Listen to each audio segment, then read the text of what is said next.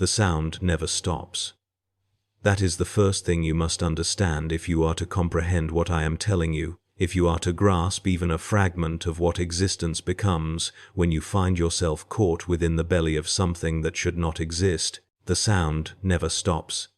It pulses through the walls like blood through veins, a deep, rhythmic thudding that I once mistook for the ship's engines.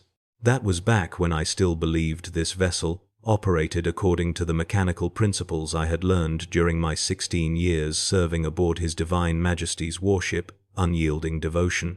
16 years of understanding how plasma reactors hummed, how void shields crackled, how the ancient machine spirits demanded their sacred oils and blessed maintenance rituals. 16 years of certainty that I understood how a ship breathed and lived and moved through the cold emptiness between stars. All of that knowledge means nothing here. The thudding is not engines. The thudding is a heartbeat. The ship has a heartbeat. And once you hear it, once you truly hear it for what it is, you will never stop hearing it. It becomes the rhythm of your thoughts, the pace of your breathing, the tempo of your slowly fracturing sanity. I have been counting the days. That seems important somehow, clinging to numbers as if mathematics could impose order upon a place where order has been murdered and its corpse displayed as decoration. By my reckoning, I have been trapped within this vessel for 347 days. I scratch marks into the wall of the chamber where I have made my refuge, a small maintenance alcove that the ship seems to have forgotten or perhaps simply not yet decided to digest. 347 marks, each one carved with the broken edge of a spanner I found clutched in a skeletal hand that emerged from the wall itself during what I believe was my second week here. The hand simply grew from the metal, fingers splayed in what might have been supplication or might have been a final desperate grab for something solid, and in its grip was this tool that has become my calendar, my anchor, my proof that I still exist as a thinking being capable of sequential thought. 347 days. I carved the newest mark this morning, or what I have decided to call morning since there is no sun here, no chronometer that functions, no rhythm of shipboard life to distinguish one watch from another. I carved the mark, and then I encountered one of the others, a woman who had served in the Medicaid ward aboard her transport vessel before the harvest, which is what we call it now, the moment when the ship took us. She showed me her own marks, carved into the flesh of her forearm, because she had found no surface that would hold an impression for more than a few hours before the ship healed over the damage like scar tissue covering a wound. She had 2,109 marks. She has been here for nearly 6 years by her counting. She told me I arrived 3 days ago. I do not know which of us is correct. I suspect we are both wrong. I suspect the concept of correctness has no meaning here. That time itself has become as corrupted as the metal walls that sometimes moan when you touch them, as the air that tastes of copper and incense, and something else that might be despair if despair had a flavor. The woman from the Medicaid ward, she calls herself Vera, though she admits she cannot be certain that is truly her name.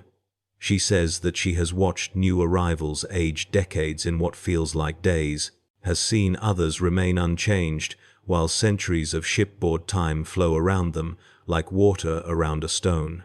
Time, she told me with that hollow voice that everyone here eventually develops, is not a river on this ship. It is a sea, and we are drowning in it, pulled by currents we cannot perceive toward depths we cannot fathom. The ship took me during a boarding action. I was an armsman aboard the Unyielding Devotion, which means I was trained to repel exactly the sort of assault that ended my life as a servant of the Emperor and began my existence as a prisoner of something far older and far more hungry than any enemy I had been taught to fight. We had been pursuing what our officers believed was a rogue trader vessel operating without proper documentation in a sector that had recently reported increased cult activity.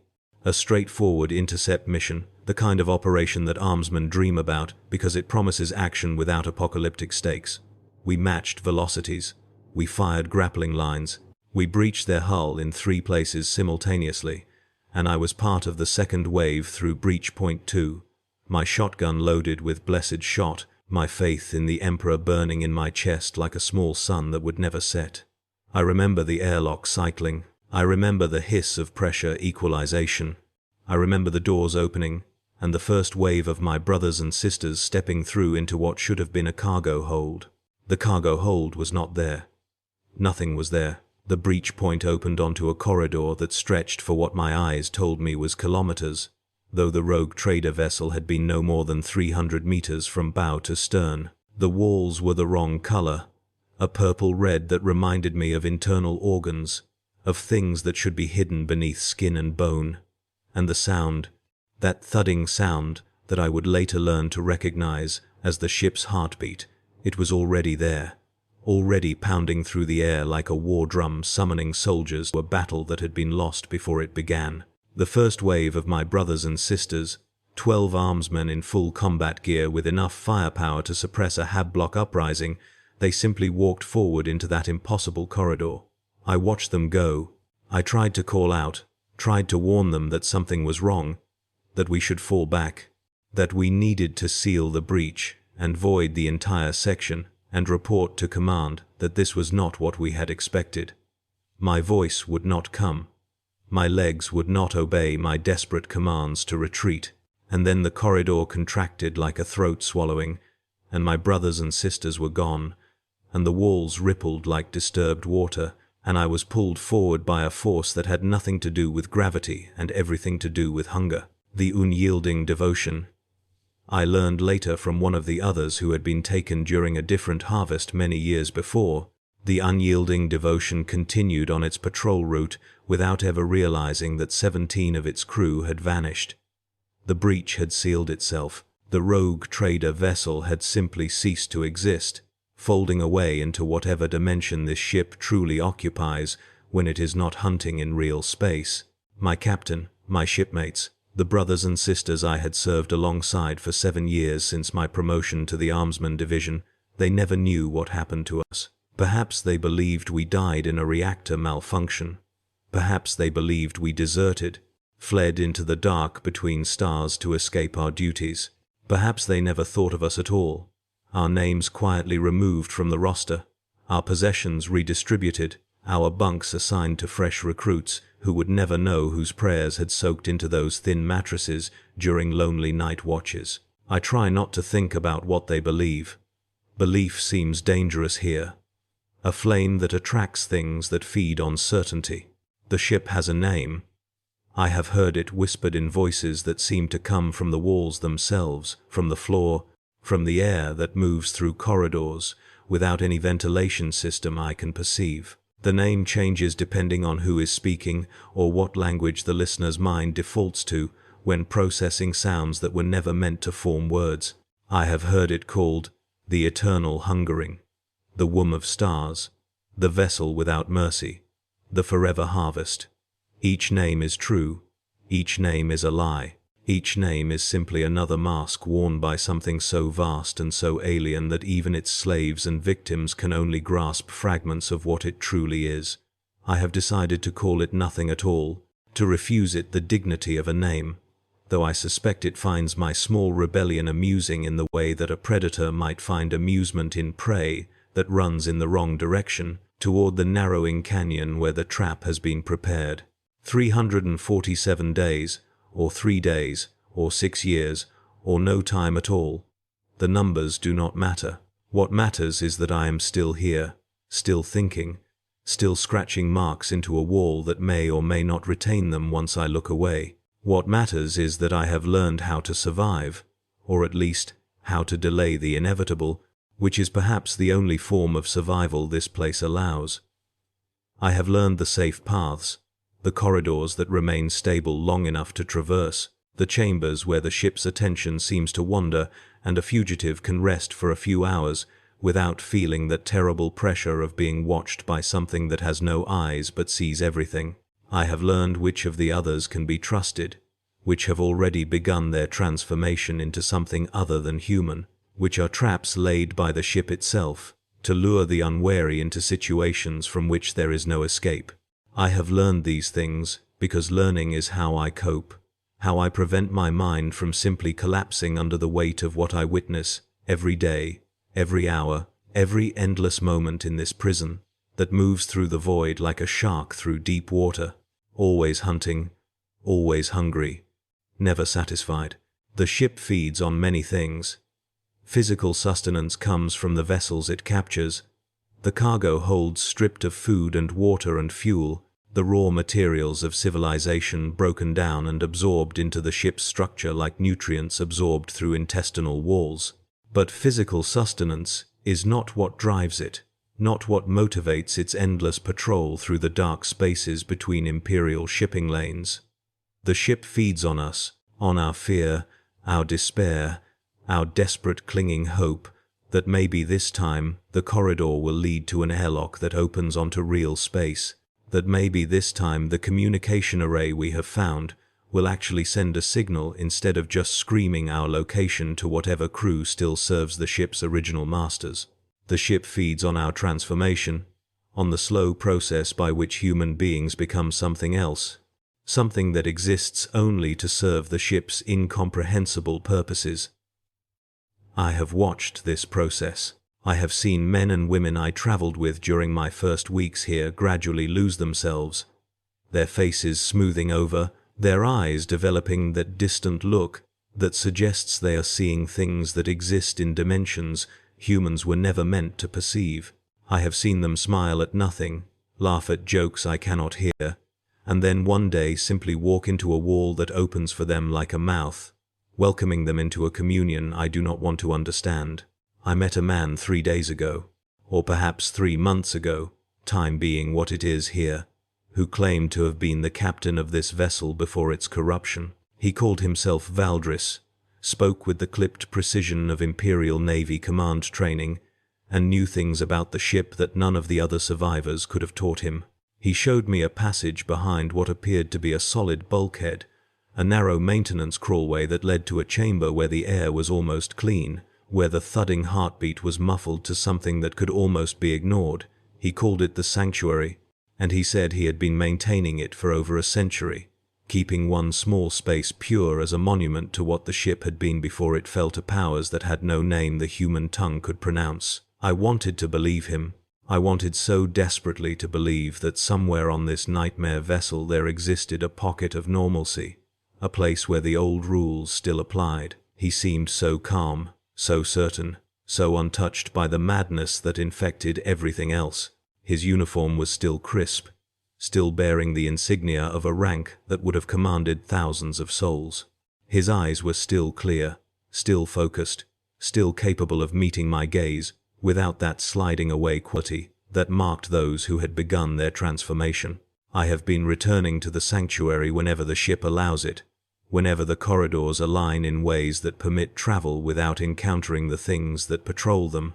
Vuldrris is always there, always waiting, always willing to share what he knows about the ship's patterns, its moods, its weaknesses, if such a thing can be said to have weaknesses. He has taught me which sections of the ship are oldest, most thoroughly corrupted, most dangerous to traverse. He has taught me which of the other survivors are beyond hope, which might still be saved if salvation is even possible here. He has taught me that the ship was once called the Emperor's Mandate, a grand cruiser commissioned during the Great Crusade itself, a vessel that served the Imperium for 10,000 years before its capture and transformation. He speaks of its fall with something that might be grief or might be pride. I cannot always tell which. And when he describes the being that claimed the ship, the entity that transformed it from a weapon of humanity into a predator that hunts humanity, his voice takes on a quality that I can only describe as reverent. I should not trust him. I know I should not trust him. Everything on this ship is a lie or a trap or a slow poison designed to break down resistance until surrender seems not just inevitable but desirable. Vuldrris could be an agent of whatever consciousness guides this vessel, a carefully constructed personality designed to gain my trust and then lead me into some final transformation from which there would be no return. He could be a ghost, an echo of someone who died centuries ago, replaying the same comforting script for every new arrival until they have been sufficiently lulled into false security. He could be something I cannot even imagine, something that wears the form of a man the way I might wear a uniform, temporarily and for a specific purpose. I know all of this. I understand the danger, and yet I keep returning to the sanctuary, keep listening to his stories, keep accepting the small gifts he offers, a water flask that never empties, a light stick that never dies, a blanket that somehow keeps out the cold that seeps through the ship's walls like malice given thermal form. I keep returning because he is the only thing on this ship that does not make me want to scream. And screaming, I have learned, is very dangerous here. The ship listens for screams. The ship enjoys them. The heartbeat is getting louder. I noticed it this morning, or this evening, or this whenever it is that I carved my 348th mark into the wall. The rhythm has not changed. Still that steady thud, thud, thud, that penetrates every surface and vibrates in my bones, like a second pulse, trying to override my own. But the volume has increased. Or perhaps my sensitivity to it has increased. Or perhaps the ship is simply moving closer to whatever center it possesses, whatever organ pumps the dark blood that I sometimes see seeping through cracks in the walls before being absorbed back into the metal. Vera from the Medicae ward says that the heartbeat getting louder is a bad sign, means that the ship is preparing for another harvest, another emergence into real space to capture another vessel full of souls to feed upon. She says that during harvests, the ship becomes more active, more aware, more dangerous. Corridors that have been safe for months suddenly become hungry. Chambers that have served as refuges suddenly develop an interest in their occupants. The things that patrol, the shambling remnants of those who have completed their transformation, they become more numerous, more aggressive, more purposeful in their pursuit of those who have not yet joined them. I asked Vuldrris about the harvest. I asked him how long we had before the ship would hunt again, how I could protect myself, whether the sanctuary would remain safe. He smiled at me, that calm, gentle smile that never quite reaches his eyes, and he said that I did not need to fear the harvest. He said that he would protect me, that he had protected others before, that he knew how to hide within the ship's blind spots during its periods of heightened activity. He reached out and placed his hand on my shoulder, a gesture of comfort, of reassurance, and his touch was so cold. I had not noticed before how cold he was, how his skin had the temperature of the metal walls rather than the warmth of living flesh. I had not noticed, because I had not wanted to notice, because noticing would mean acknowledging what I have been trying so desperately not to acknowledge since my first visit to the sanctuary. Vuldrris does not breathe unless he is speaking. Vuldrris does not blink unless I am looking directly at his eyes. Vuldrris moves with a fluidity that suggests his joints do not work the same way human joints work, a smoothness that could be grace or could be something else entirely.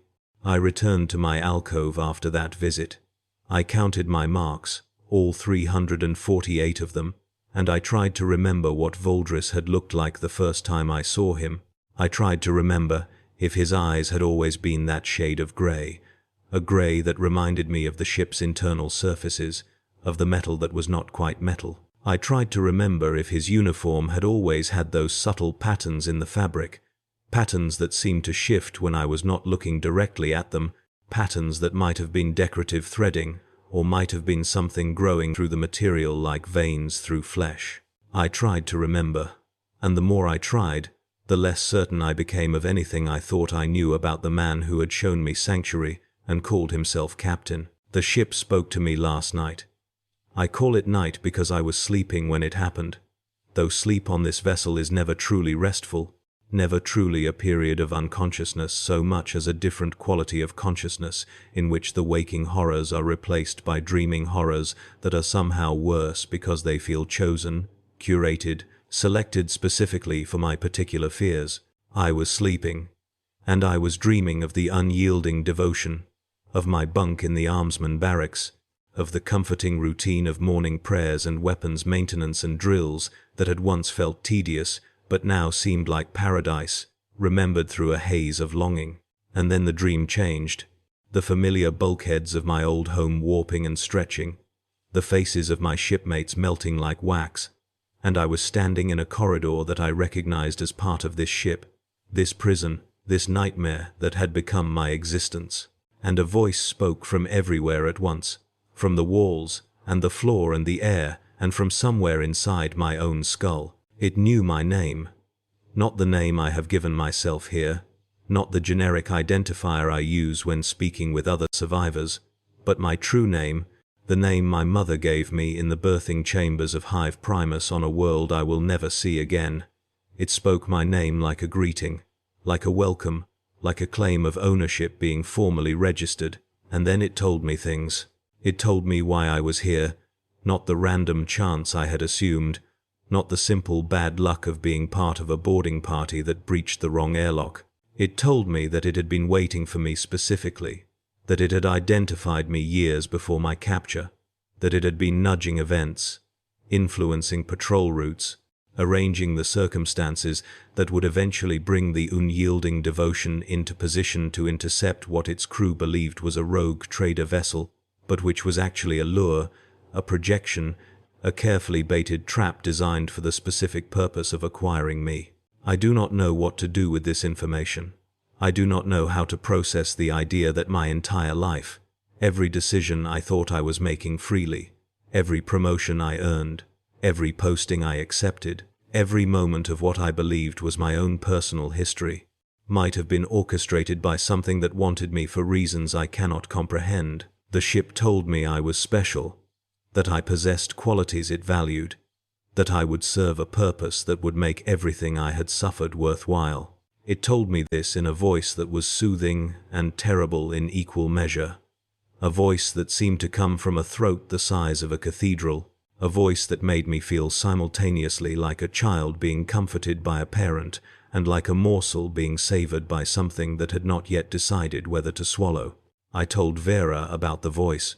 I found her in one of the communal spaces where survivors sometimes gather, a cargo bay that still contains crates of supplies from vessels harvested decades ago, and I told her what the ship had said to me. She listened without expression, without the surprise or concern I had expected. When I finished, she showed me her forearm again, the skin covered in those thousands of marks, and she pointed to a section near her elbow where the marks were different, where instead of simple counting lines, there was a word carved in letters that must have been made with something sharper than a broken spanner, letters that must have been made with fingernails or teeth, or some other desperate implement. The word was her name, her true name, and she told me that the ship had spoken to her too, had claimed her too, had told her that she was special and chosen, and destined for purposes beyond mortal understanding. She told me that it tells everyone the same thing, eventually. She told me that believing you are special is how the transformation begins. I went to the sanctuary after that conversation. I needed to speak with Vuldrris, needed to ask him about what the ship had told me, needed to know if he had experienced the same voice, the same claims of selection and purpose. The corridor that usually led to the hidden passage was different. The walls had changed color, shifting from that familiar purple-red to something darker, something that absorbed the light from my never-dying light stick and gave nothing back. The thudding heartbeat was stronger here, so strong that my teeth rattled with each pulse, so strong that I could feel it in my chest like a second heart trying to synchronize with my own. I turned back. I tried to retrace my steps to the alcove where I had made my refuge. The corridor had changed behind me too. The walls were closing in, not quickly enough to crush, but slowly enough that I could feel the space shrinking, could feel the ship's attention focusing on me, like the gaze of some vast predator that had been watching its prey from a distance, and had finally decided to move closer. I ran.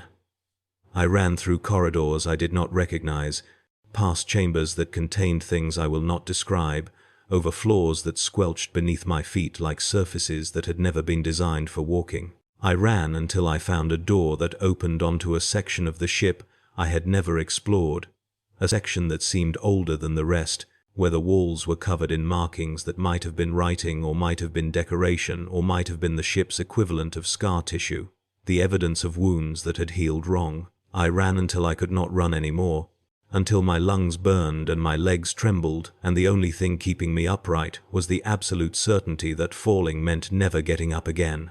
And then I found myself in a chamber that contained something I had not expected, I found myself in a chamber that contained bodies, not the transformed remnants that patrol the corridors, not the shambling things that were once human but have become something else.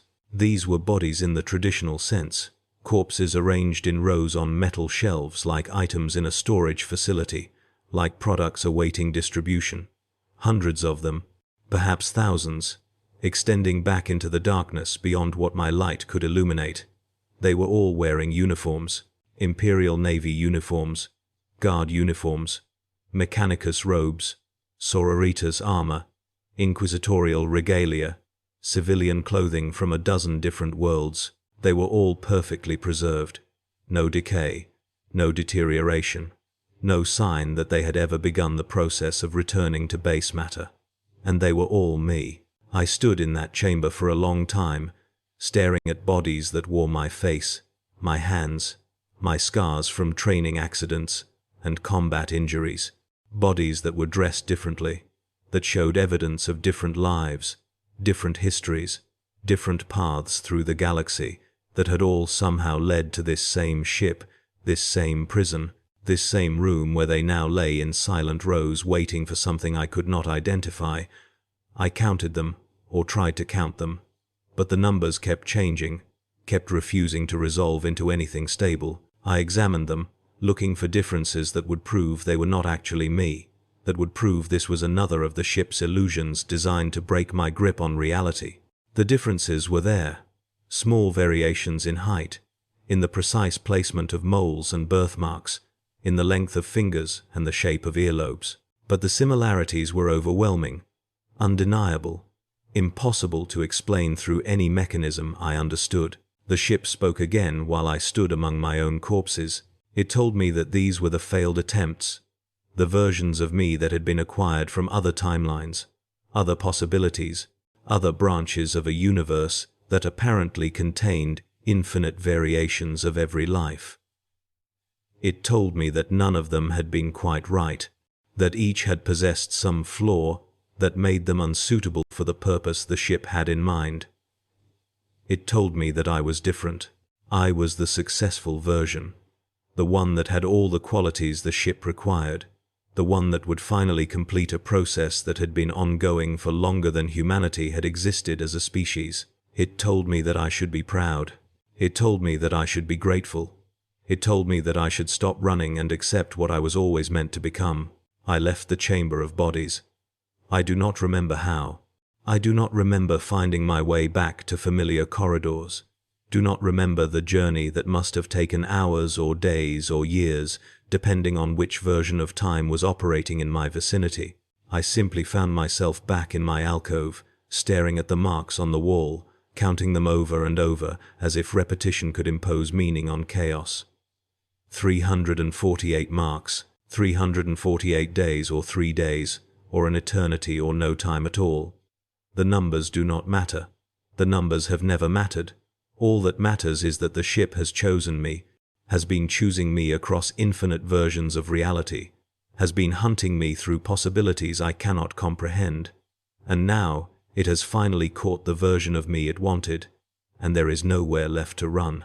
Vuldrris came to my alcove yesterday, or today, or 1,000 years from now. He simply appeared, stepping through a wall that had always been solid before, emerging from the ship's substance like a thought taking physical form. He did not pretend anymore. He did not maintain the fiction of being a former captain, of being human, of being anything other than what he clearly was.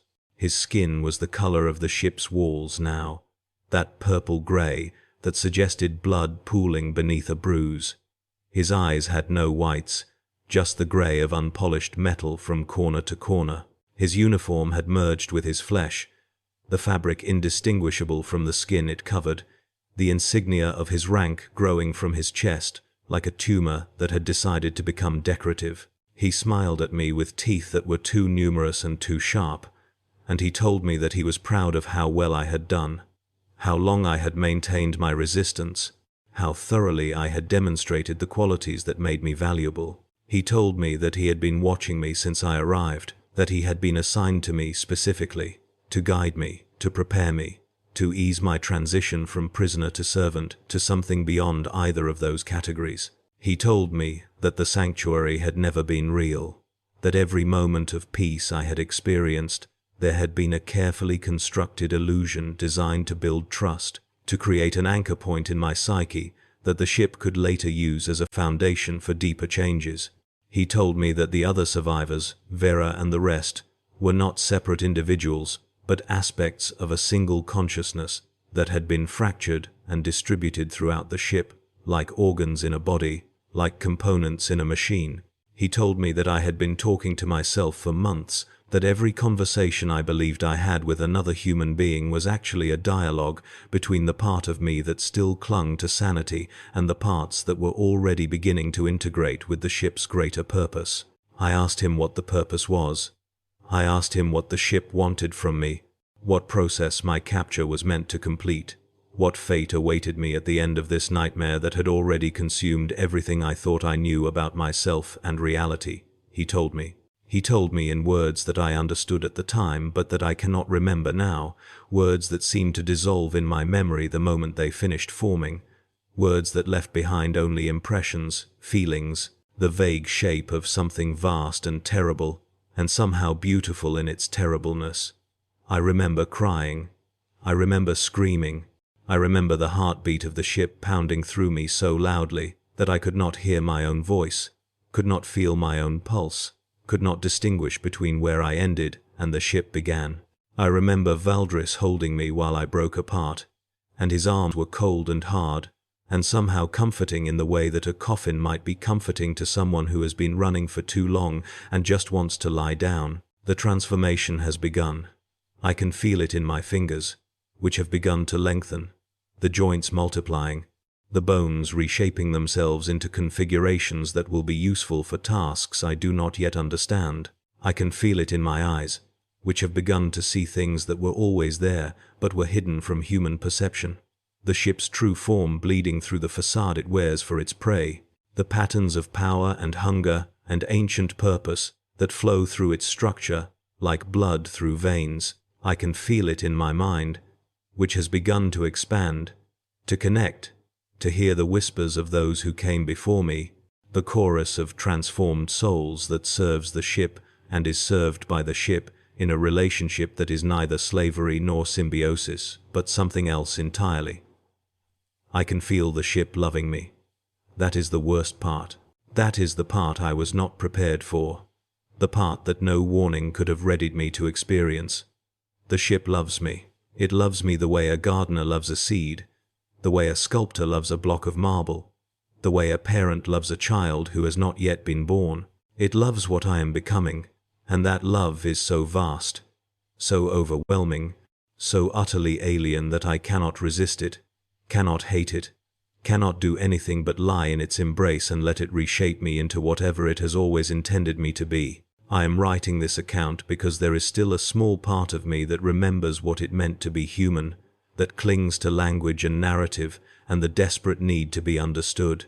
I am writing this account because I want someone to know what happened, even if that someone is only another version of myself in another timeline who has not yet been captured, who might read these words and recognize the warning and somehow find a way to escape the fate that I could not avoid. I am writing this account in the moments between transformations, in the brief periods when my hands are still shaped enough to hold the stylus I found in one of the corpse rooms, when my mind is still coherent enough to form sentences, when the ship's love has receded enough to allow for something like individual thought. These moments are becoming rarer. They are becoming shorter. Soon they will stop entirely, and I will become what the ship has always wanted me to become, and this account will end mid-sentence or mid-word or mid-thought as I lose the capacity to continue. The thudding heartbeat has become my heartbeat. I notice this now, this afternoon or this morning or this century, as I scratch what might be my final marks into a wall that I am no longer certain is separate from my own flesh. My pulse matches the ship's pulse exactly, beat for beat, rhythm for rhythm, the two hearts becoming one in a synchronization that feels like completion, like homecoming, like the end of a journey I did not know I was taking.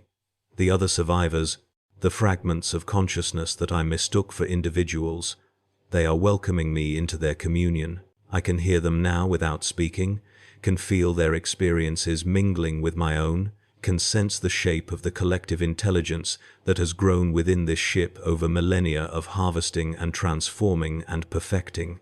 They are not evil, these transformed ones. They are not cruel. They are simply something else, something that exists according to rules I am only now beginning to understand, something that serves purposes that make sense only when viewed from the proper perspective. I am beginning to view from the proper perspective. I am beginning to understand. Vuldrris tells me that I will be given a task when the transformation is complete. He tells me that I will help with future harvests, that I will be the friendly face that greets new arrivals, the calm voice that teaches them about the ship's patterns, the trusted guide that leads them toward their own transformations. He tells me that I will love them as the ship loves me, that I will want their completion as desperately as I want my own, that I will become part of the mechanism by which the ship perpetuates itself across time and space and possibility. He tells me that this is an honor, the greatest honor a soul can receive, to become a permanent part of something so vast and so ancient and so beautiful. He speaks the way priests speak about the Emperor, with that combination of awe and certainty that brooks no doubt, that makes questioning feel like blasphemy. I believed in the Emperor once. I served him with all my heart, all my faith, all my life. Perhaps this is not so different. Perhaps devotion is devotion regardless of its object. Perhaps the only thing that matters is the surrender, the release of individual will into something larger, the peace that comes from no longer having to decide. I can see the new arrivals now. The ship is preparing for another harvest, the heartbeat intensifying, the corridors shifting into hunting configurations, the whole vast organism orienting itself toward prey that does not yet know it has been targeted. I can see them through the ship's senses, which are now partly my senses. A vessel carrying soldiers who believe they are responding to a distress signal, who believe they will find survivors in need of rescue, who believe that reality operates according to predictable rules. There is one among them who shines brighter than the others, one who possesses the qualities the ship values, one who has been selected from infinite variations to complete a purpose I now understand perfectly, even though I cannot describe it in words that would make sense to the person I used to be. She will be confused at first. She will be frightened. She will run through corridors that change behind her and encounter survivors who seem human but are not.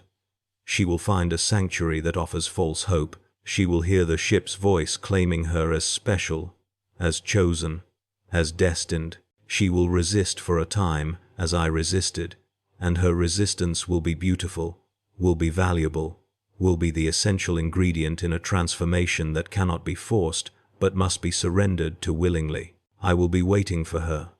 I will be the friendly face, the calm voice, the trusted guide. I will tell her my name was Vuldrris, once, before I became what I am now, before I understood. I will show her the safe paths, teach her the patterns, offer her sanctuary from the horrors that hunt through the ship's endless corridors. I will watch her struggle, watch her hope, watch her gradually realize that there is no escape, that there has never been escape, that the only path forward leads through transformation into something that no longer needs to escape because it is already home. I will love her as the ship loves her, as the ship loves me, as everything within this vast and hungry vessel loves everything else in a communion that transcends the boundaries of individual existence. And when she is ready, when her resistance has been worn down to nothing, when she has carved her final mark into a wall that will not retain it, I will take her hand and lead her into the depths of the ship, into the places where the transformation happens, into the future that has always been waiting for her. This is what it is like to be trapped on a Chaos Voidship. This is what it is like to be chosen, to be hunted, to be loved by something that should not exist. This is what it is like to become something other than human, to surrender everything you thought you were in exchange for a purpose that makes your previous existence seem like a dream, a fleeting moment of confusion, before awakening into truth. The heartbeat pounds through me, through the walls, through the infinite corridors of a ship that has been waiting since before humanity learned to walk upright. The voice speaks in my thoughts, welcoming me home, promising that the pain is almost over, that soon there will be only service and love and the endless joy of the harvest. I believe the voice. I have always believed the voice. I was born to believe it, created across countless timelines for the specific purpose of hearing it and accepting it, and becoming what it has always intended me to become. The marks on the wall are fading. My alcove is being absorbed back into the ship, the temporary refuge dissolving into the greater structure like a wound healing over, like a memory being forgotten. I do not need it anymore. I do not need walls or refuges or the illusion of personal space. I am becoming part of something larger, something that contains me the way an ocean contains a drop of water, something that loves me with a love that is vast and cold and eternal. The new arrivals are almost here. I can feel their fear already, the sharp, bright taste of terror that the ship feeds upon, the essential fuel for transformations yet to come. I am ready to meet them. I am ready to guide them. I am ready to begin my purpose, the purpose I was always meant to fulfill, the purpose that makes everything I suffered worthwhile, just as the ship promised it would. Welcome to the eternal hungering, the voice says in my thoughts, using my lips, speaking through my transformed throat to the darkness that will soon contain new souls, new victims, new beloved children of a ship that has been waiting for them across infinite possibilities. Welcome home.